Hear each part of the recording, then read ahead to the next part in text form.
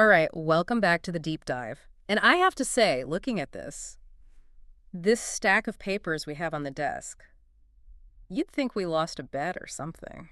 It does look a little bit like we're prepping for a tax audit, doesn't it? Yeah. Not our usual material. It really does. I mean, we've got loan applications, underwriting guidelines, federal statutes, tax code. I mean, on the surface, this has to be the driest pile of research we have ever tackled. I think you're right. But then you start to read and, you get a few pages in and you realize this isn't just paperwork. It's a crime novel. That's a good way to put it. We're really unpacking a world that is, incredibly high stakes, high adrenaline even, and it involves just massive amounts of money that just vanish into thin air. We are talking about mortgage fraud. And we're not talking about the, oops, I forgot to sign this page kind of error. No. We're talking about criminal schemes that honestly rival a bank heist in their complexity and the amount of money involved. Yeah, that's so true. The only real difference is, for a bank heist, you need a gun and a getaway car. Right. For mortgage fraud, you just need a pen,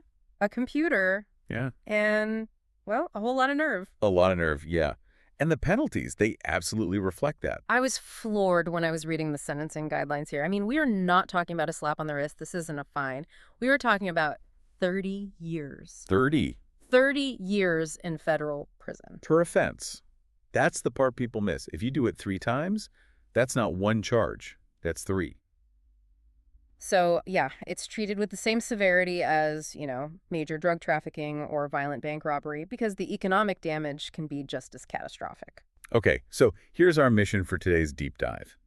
We need to decode how the housing market, which is, something that pretty much every one of our listeners interacts with or at least thinks about, how it can be rigged. Right. And we really need to parse the difference between what people might tell themselves are just, little white lies. An actual full-blown organized crime. And through it all, we're going to see how these little mechanics, these little tricks of the trade, how they added up and basically broke the world's economy back in 2008. It's a fascinating topic because it sits right at this intersection of, human psychology. Why do people lie? Yeah. And massive systemic financial risk. It's all about how a million seemingly small lies can add up to collapse a global economy. So before we get into the how-to, and I want to be very clear to everyone listening, please do not use this as an instruction manual. Please don't. That 30-year prison sentence is very, very real. But before we get into the mechanics, we need a baseline definition, because when I hear mortgage fraud, my brain immediately jumps to predatory lending. Yeah, that's common. I feel like those terms just get thrown around together in the news, but looking at the definitions here in our notes, they're actually polar opposites, aren't they? They are completely distinct, and, mixing them up is a very common mistake. Think of it this way. Predatory lending is when the bank or the lender is the bad guy. They're the ones tricking the borrower. Maybe they're hiding fees in the fine print, or they do a bait and switch on the interest rate, or they'll lend to someone they know can't possibly pay it back just so they can foreclose and seize the property. In that case, the borrower is the victim. Right. And that's kind of the narrative you hear from movies like The Big Short, right? The big bad banks exploiting the little guy. Exactly. That's predatory lending. But mortgage fraud, which is what we're focusing on today, it flows the other way. In this scenario, the lender is the victim. The lender is the one being deceived, either by the borrower acting alone or more often by a whole ring of industry insiders, brokers, appraisers, you name it. So in the eyes of the law, it's the bank that's actually getting scammed. Generally, yes. The legal statute defines it as the intentional misstatement, misrepresentation, or omission of information that an underwriter or a lender relies on to fund a loan. And the key word in all that is intentional. This isn't you accidentally forgetting you have a second car loan. This is you actively hiding it to get the money. And, it's interesting because there isn't a single law just called the Mortgage Fraud Act, is there? At least not in the sense of a single charge you can point to. So how do prosecutors actually go after this? The notes mention a whole kitchen sink of charges. They absolutely throw the book at you. You're usually looking at wire fraud because the money is almost always moving electronically between banks. Sure. Bank fraud for obvious reasons. Mail fraud if you send any documents through FedEx or the U.S. Postal Service. And then money laundering, because once you get that illegal cash from the loan, you have to do something with it to make it look legitimate. It's funny you mentioned mail fraud. I feel like that sounds so quaint, like something out of a 1950s movie. But isn't that actually one of the most powerful tools federal prosecutors have in their arsenal? Oh, it's the atomic bomb of federal prosecution. Yeah. Seriously, if you use the U.S. mail system at any point to further a criminal scheme, federal jurisdiction is immediate, and the conviction rates for that charge are just incredibly high. They love using it. Okay, so the stakes are clearly set. We're talking major prison time, a slew of federal charges, financially ruined lives. Let's break this down. The research seems to stack this into two main categories. You have fraud for housing and then fraud for profit. Right. I want to start with fraud for housing because this feels like the area where, normal, otherwise law-abiding people can kind of slip Sure. up. This is the white lie territory. Fraud for housing is, Yeah. it's exactly what it sounds like. Yeah. The borrower's motivation isn't necessarily to steal a bunch of cash and run off to a tropical island. Right. The motivation is just to get the keys to the house. You really want that home, but your financial reality, your paperwork, it says no. Yeah. So you adjust reality a little bit. And the most common version of this, according to the notes, is something called occupancy fraud. I was looking at the interest rate differences on this, and honestly, I can kind of get the temptation. Temptation is purely financial. It's huge. So here's the setup. You want to buy a house. Maybe it's a second home, a vacation place, or maybe you want to be a landlord and rent it out. An investment property. An investment property, exactly. You go to the bank and they pull up their rate sheet for the day. And the interest rate for a primary residence, meaning the house you actually live in, is significantly lower than the rate for an investment property. I ran some quick math on this just based on some current averages. On, say, a $500,000 loan, the difference between a primary residence rate and an investment property rate could easily be 0.5%, maybe even 0.75%. Mm-hmm. Over a 30-year mortgage, that's not chump change. That's tens of thousands of dollars. Tens of thousands in interest, and that's not even the biggest hurdle. The bank usually wants a massive down payment for an investment property. We're talking 20, maybe 25%. Whereas for a primary home, you might get in with, 3% down, 5%? Exactly. So the borrower looks at that math and they think, well, who's really going to know? Who's going to check? So they just check the box that says owner occupied. They'll sign an affidavit at closing that says, I solemnly swear I intend to live here for at least 12 months. But they have zero intention of doing so. Zero. They have a tenant lined up to move in 2 weeks after closing. And so the bank is just sitting there holding this loan that is statistically much, much riskier than they realize. That is the core of the issue. It's all about risk pricing. All the data shows that if you lose your job or the economy goes south, you will fight to the death to pay the mortgage on the house where you and your family sleep. Of course. But that rental property across town, you'll walk away from that in a heartbeat. You'll let it go into foreclosure. It's a business decision. So the bank charges a premium, a higher interest rate, for that extra risk. By lying on the application, you're essentially denying the bank their fair compensation for the risk they're taking on. It's one of those things that probably feels like a victimless crime to the borrower, right? They're thinking, look, I'm making the payment, so what's the big deal? But what you're saying is that it fundamentally degrades the quality and the safety of the bank's entire loan portfolio. It does. And it has these ripple effects that people don't think about. Think about taxes.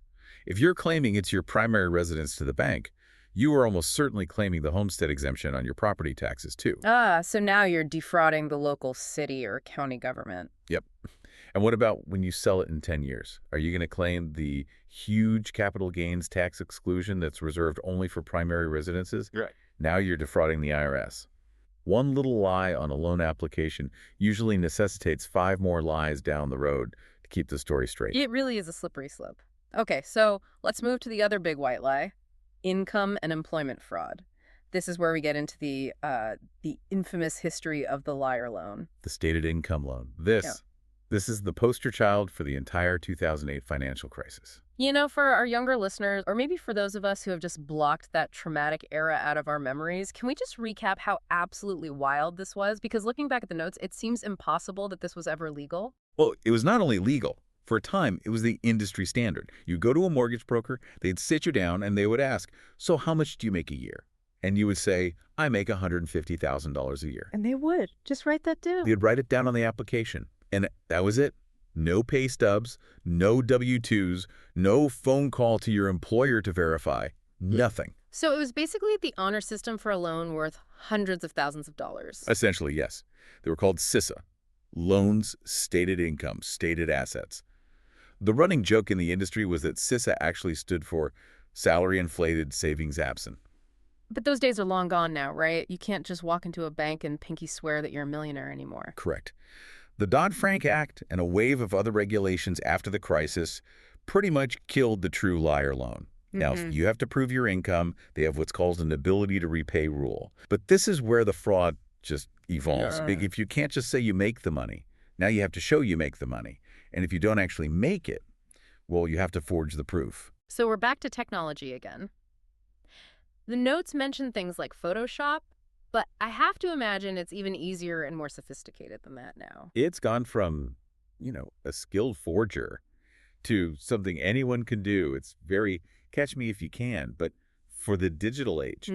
There are websites right now where you can go and generate a fake pay stub for $5 or $10. I've seen those. You just plug in a company name, a salary, your name, and it spits out a perfect-looking PDF that's indistinguishable from a real one. And I assume the same goes for things like W-2s or tax returns. Absolutely. People do it all the time. They'll take a legitimate W-2 from last year, they'll scan it, open it in an editor, and just change a 3 on their annual income to an 8, then they submit it. Or they'll just invent an entire job from scratch. Which brings us to the employment fraud piece of this, claiming you're the vice president of sales at Vandelay Industries. Art Vandelay, importer-exporter. Right. When Vandelay Industries is really just your brother-in-law's cell phone number, and he's been coached on what to say if the bank calls. Or a more subtle version is just inflating a real job. You might actually work at a real large company. Maybe you're a shift manager at a fast food chain. But on the application, you list your title as Regional Director of Operations. And the lender might not dig deep enough to see the difference? Right. If the lender calls the main HR hotline to do an employment verification, all the computer will confirm is, yes, that person is an employee here. They often won't confirm the specific title or the salary. It's a game of inches of exploiting the gaps in verification. And the third piece of this fraud for housing puzzle is it's the sin of omission, hiding your debt. This goes right back to that key metric, the debt-to-income ratio, or DTI. This is critical math for any lender. They look at your gross monthly income, right? The money you make before taxes. And then they look at all your monthly debt obligations. Right. Credit cards, car loans, student loans, everything. And there's a hard limit. There is a hard cap, usually somewhere around 43% to 50% these days. If your total monthly debt payments eat up more than half of your gross income, you simply don't get the loan. The computer says no.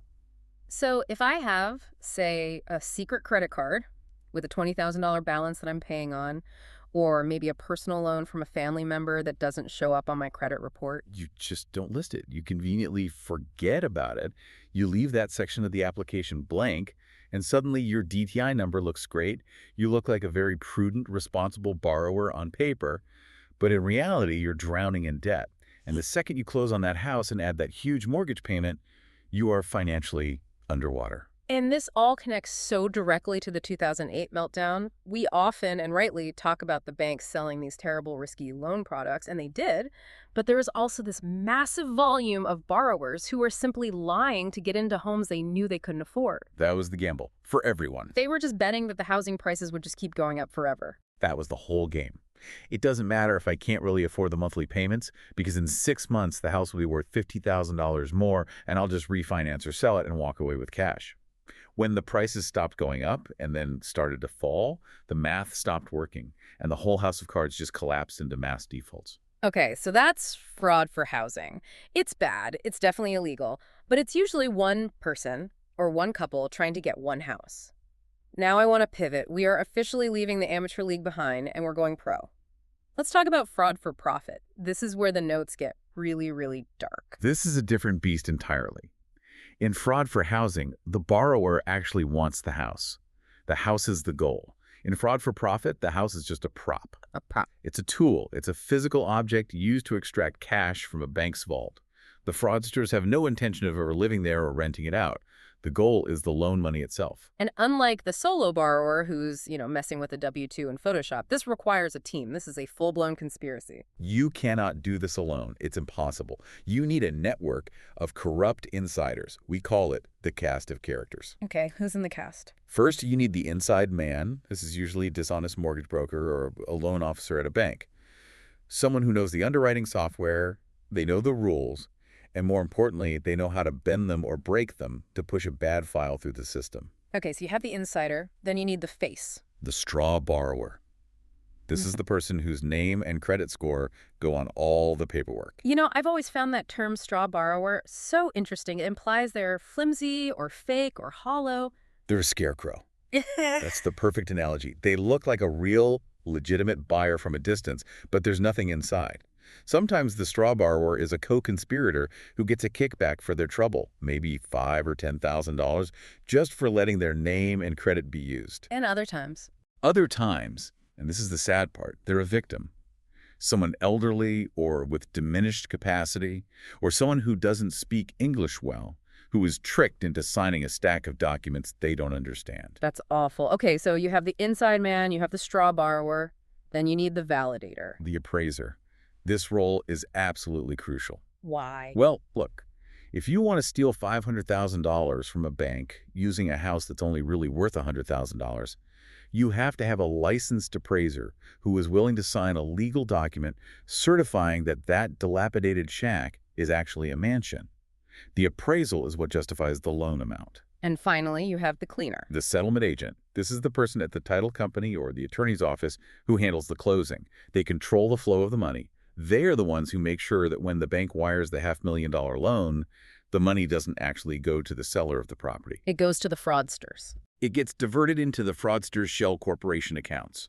They might prepare two sets of settlement statements, a fake one for the bank and a real one for everyone else. They're the ones who launder the money at the source. I want to look at a specific mechanism of this because the notes highlight something they call the investor trap. And there's a specific case study referenced here, a case called United States v. Quintero Lopez. I dug into this a bit, and the sheer scale of this operation is just staggering. Oh, the analysis of that case is a classic study in how these fraud rings operate. This wasn't a one-off thing. This was a machine. It was an assembly line for fraud that ran for 3.5 years and stole millions. So walk us through the scheme. Let's say I'm a naive, aspiring investor. I've got a decent job, good credit, but not a lot of cash. How does a guy like Quintero Lopez get his hooks into me? It almost always starts with a seminar or a real estate investment club. You see an ad online or get a flyer. You walk into a hotel ballroom on a Saturday morning. Coffee and donuts in the back. Of course. Everyone is dressed nicely, and there's a very charismatic, very persuasive leader at the front of the room talking about passive income and generational wealth. The classic guru pitch. Stop working for your money and make your money work for you. Exactly. And the pitch is so seductive and simple. Look, folks, we have found a gold mine, a whole neighborhood of undervalued properties that are about to pop. We need investor partners. And we will do all the work. We'll find the houses, we'll manage the repairs, we'll find good tenants, we'll collect the rent checks. All you have to do is supply the credit. You just bring your good credit score to the table. Just sign here, and we will split all the profits with you 50-50. And the investor in the audience thinks, wow, this is my big break. I'm finally going to be a real estate tycoon. So they sign loan applications for 3, 4, maybe 5 properties at once. And the reality of the situation. The reality is that the properties are garbage. They're dilapidated, often condemned ruins. The purchase price listed on the loan application is massively inflated thanks to that corrupt appraiser we talked about. The ring organizer takes the bank's loan money, pays off the actual seller for the true, very low value of the house, and then pockets the huge difference. And what about all the promises, the repairs, the tenants? The split profits. All phantoms. They don't exist. The organizer might make the first few mortgage payments on behalf of the investor just to keep the bank from getting suspicious too quickly. We call those lulling payments. To lull them into a false sense of security. Precisely. But eventually the payments stop. The organizer takes the money, changes their phone number, and vanishes. And the investor, the person who thought they were on the path to building generational wealth, is left holding the bag. They are left completely ruined. They're on the hook for 5 different mortgages totaling millions of dollars, all on properties that are uninhabitable and worth a tiny fraction of the debt owed on them. Their credit is destroyed. They're facing foreclosure and bankruptcy. And the organizer is on a beach somewhere, or more likely, has just moved to the next town over to set up the exact same scam with a new name. It's just devastating. And it really, really preys on that very human desire for easy money, for a shortcut. Greed and trust. A dangerous combination. That's what they exploit. Let's dig into the toolkit a little more. We mentioned the corrupt appraiser, but I want to get a bit more technical on appraisal fraud because it's not always just saying a house is worth more than it is, right? The notes say you can also commit fraud by saying it's worth less. Yes, that's a scheme called flopping. It's essentially the opposite of house flipping. Okay, explain flopping to me. So let's say a bank has already foreclosed on a house. It's now what they call an REO, or real estate owned property. The bank just wants to get rid of it and get some of their money back. Right, they're not in the property management business. Not at all. So you, the fraudster, want to buy it from them for cheap. So you bribe an appraiser to go in and write a report for the bank that says, this place is a complete disaster. The foundation is cracked, it's full of black mold, the roof is caving in, it's practically worthless. Even though the house is actually in perfectly fine condition. Exactly. The bank, which is probably in another state and has never seen the property, looks at this official appraisal report, panics, and thinks they're holding a toxic asset. So they agree to sell it to you in a short sale for pennies on the dollar, just to get it off their books. You buy it for $50,000, maybe you paint the walls and scrub the floors, and you turn around and sell it the very next week for its true market value of $200,000. You've defrauded the bank by manipulating the valuation downward. That is it's devious. And the notes also mention something about cashback schemes. This sounds like the rewards you get on your credit card, but I'm guessing it's not nearly that innocent. Not quite. This is a favorite trick of those get-rich-quick in real estate courses you see advertised late at night. It's often pitched as a form of creative financing. I love that term. Anytime I hear creative financing, I just assume it means felony. In this context, that's usually a safe assumption. Here's how it works. Let's say a legitimate seller wants $300,000 for their house.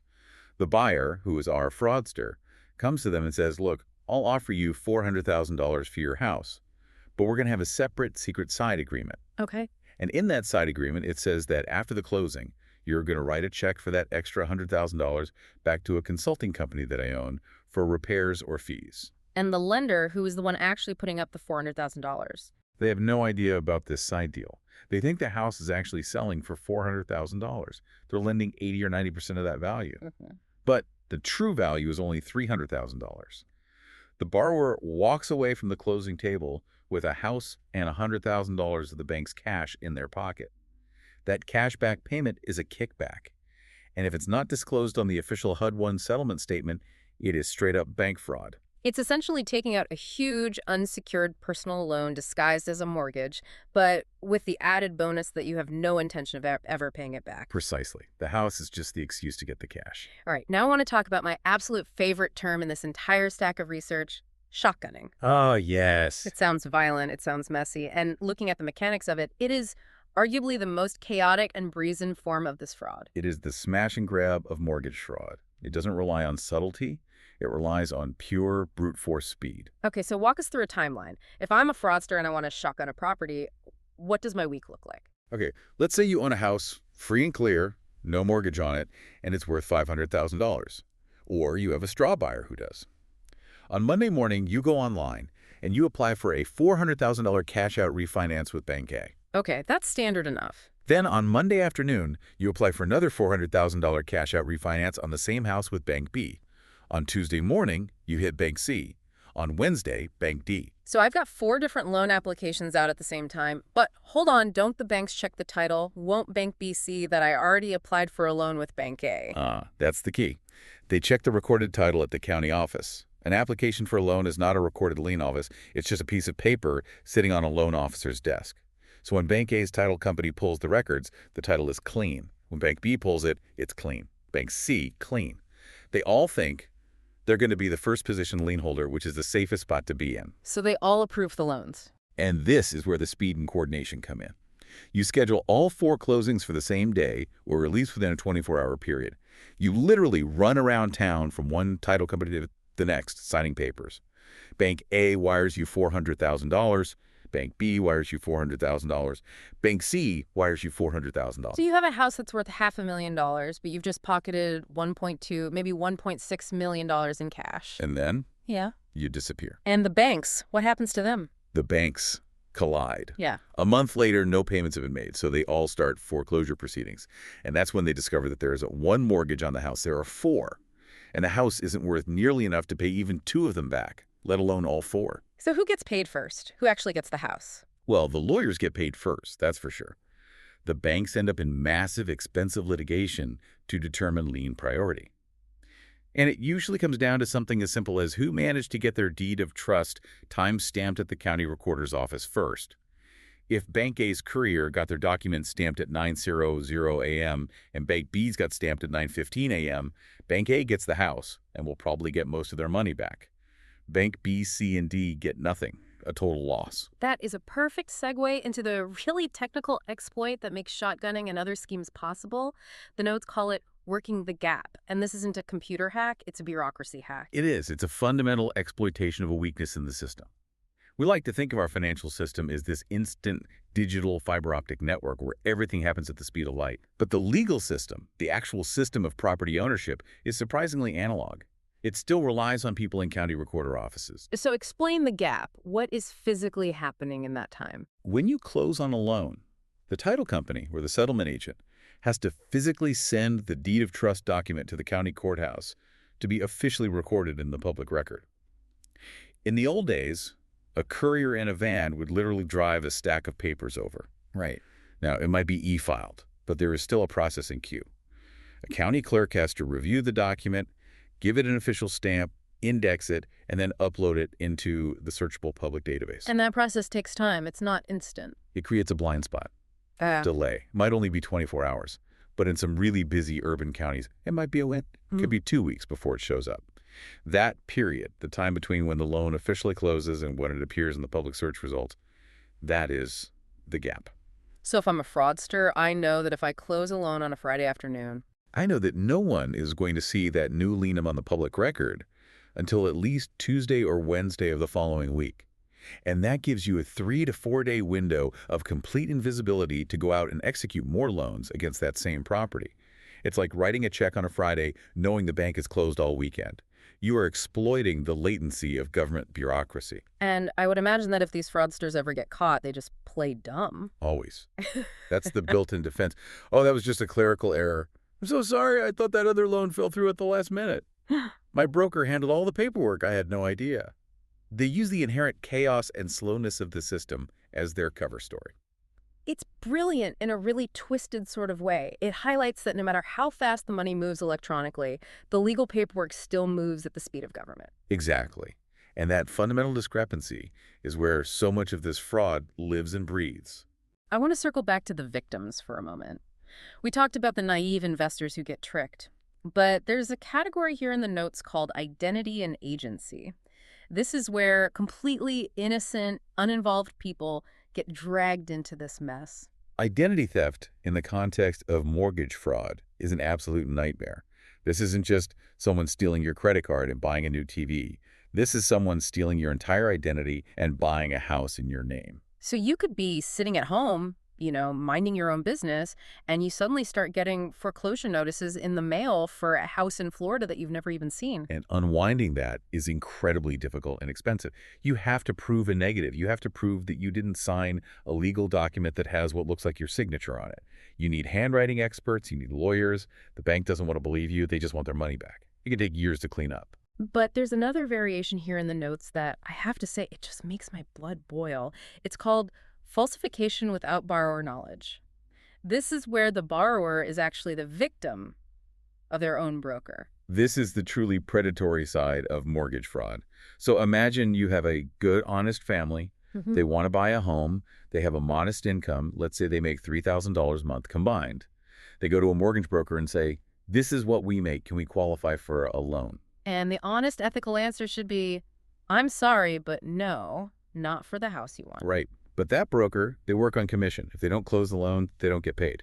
So the broker takes the family's application, walks into the back room, and just changes the numbers.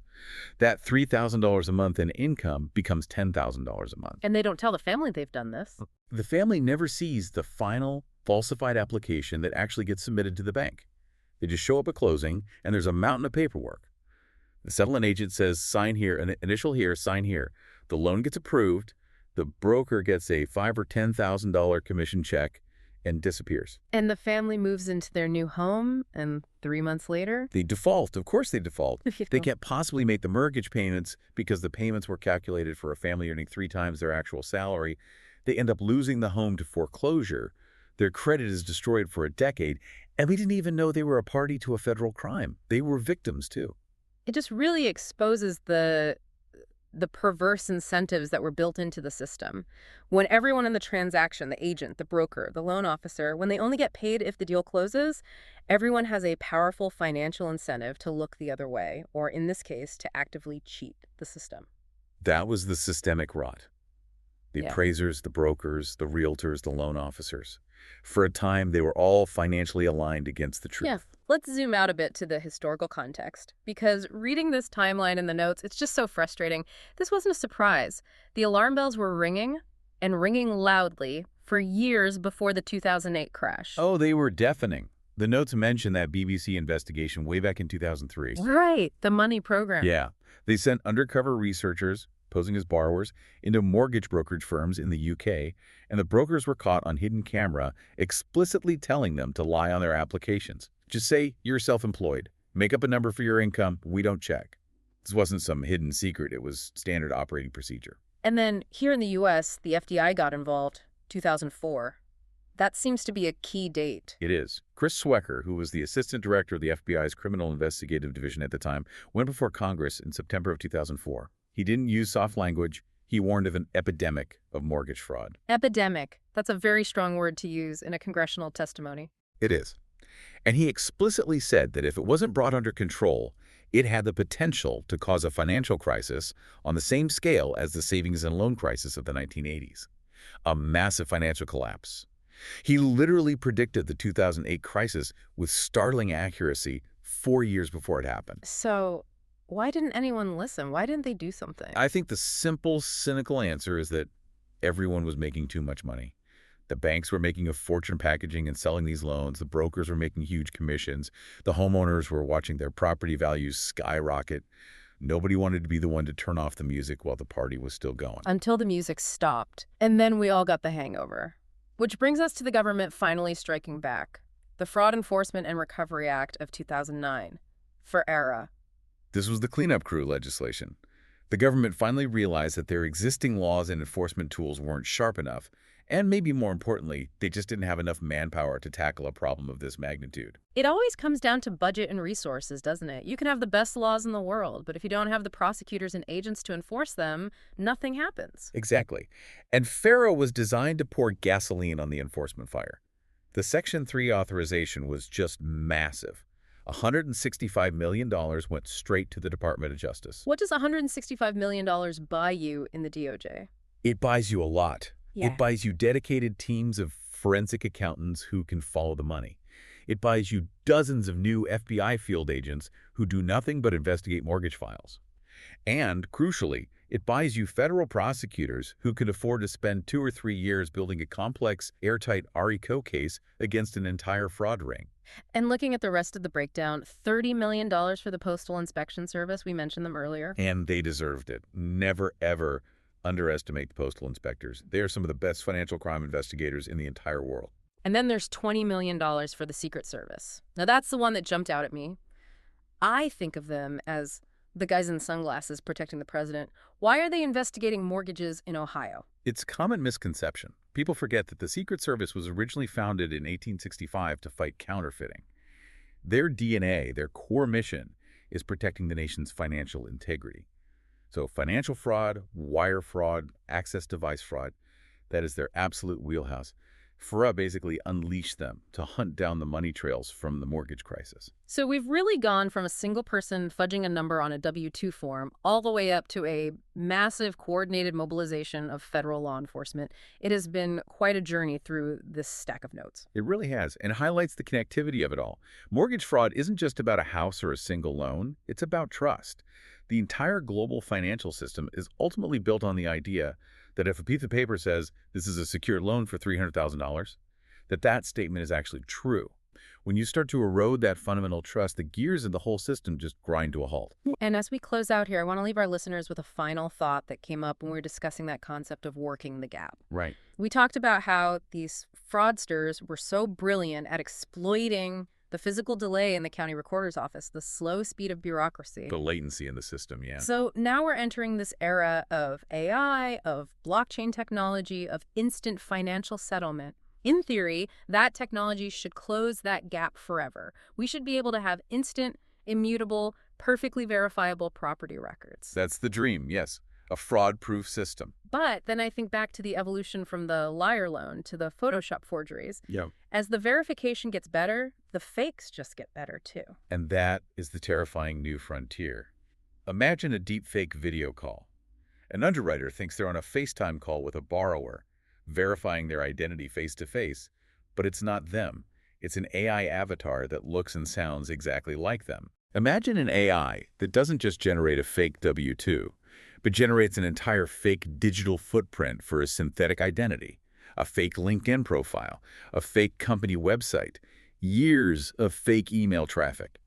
All of it generated in seconds to fool the bank's underwriting algorithm. So we might be moving from the era of shotgunning and exploiting paper delays to a new era of synthetic identity fraud that is almost impossible for a human or even another algorithm to detect. It's a perpetual arms race. The banks build a 10-foot wall, and the fraudsters invent an 11-foot ladder. It never truly ends. Well, on that slightly terrifying note, for everyone listening, I think the takeaway today is simple. Read what you sign, always. Yeah. If a deal sounds too good to be true, like that passive income real estate club, it absolutely is. And if any professional ever tells you to just fudge the numbers a little, you need to remember that just fudging is a federal crime with a 30-year cap. Trust but verify. And then verify it again. Thanks for diving into the dark side of the housing market with us. It was a pleasure. We'll see you on the next deep dive. And keep your paperwork clean, everyone.